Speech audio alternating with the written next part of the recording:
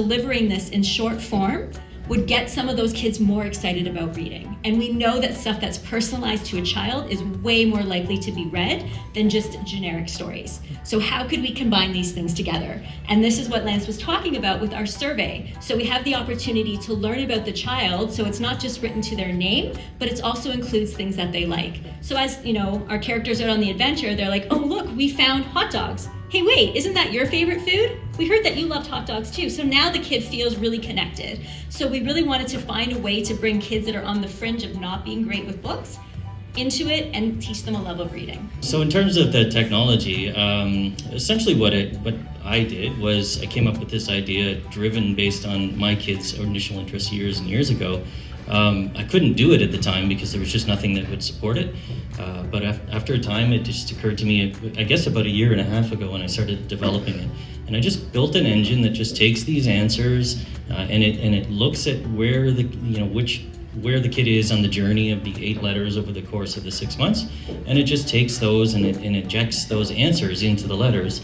And that does a bunch of fancy things like, I have this list called the no-no words. So it's all the words that we don't want kids to happen upon in our stories. So it has all these little no-no words, and it was quite a bit of fun actually doing the research to find all these words. There are some very bad words in this list, but it's a good list. But what's interesting too is because we do these puzzles that have letter replacements. Like, so for example, we might take the word shirt, and we might decide to like blank out a couple of those letters.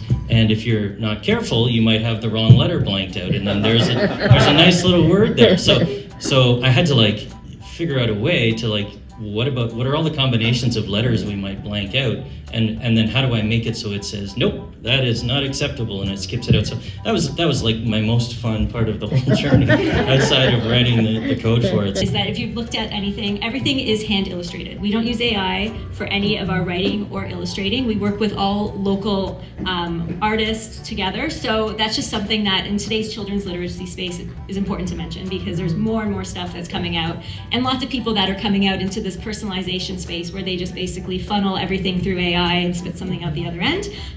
Everything is done by a human that we create. Storyay Junior, which I mentioned is coming, will be coming out as well, and that is going to be slightly different. So where these ones, the letters are written to the child, Storyay Junior, the child becomes the main character. So you'll get to name 2 characters and have a different customization item in each letter. And each one is a self-contained letter that's almost like episodic to a series. So all of the letters will be about the same group of characters having adventures, but each one is contained, because we know that kids in that 4, 5, 6 range, having to keep a plot going across multiple letters is a lot more difficult. So we're formatting it to fit that age group, but they'll still be interactive for them. They'll still be totally personalized, delivered in the mail with their names in it. So we actually are going to offer our project digitally as well, so you can just purchase it, print it off at home, etc. We wanted to also keep the mailing, because there is something really magical to a kid about getting something in the mail with their name on it. Because that was sort of that real piece of paper, that real life thing that someone wrote me a letter, almost feeling like a pen pal, right? That someone sent you something. But we know that that's also an accessibility issue in some regions if they don't get mail often or it's really expensive. So we are going to have the ability for people to just purchase the package, print it out at home. And another reason that we're going to do that as well is it also lets you time how often their kids get it. So if you do have a kid with ADHD who can't go 3 weeks between letters and stay with the story, the parent could monitor that and give it to them more often to keep it. Well, folks, thank you very much. Coming to Rotary is always an experience, because we have so many different speakers, and the interesting information we receive is just fascinating. But this morning, when I heard that it was 7+, I was so thankful.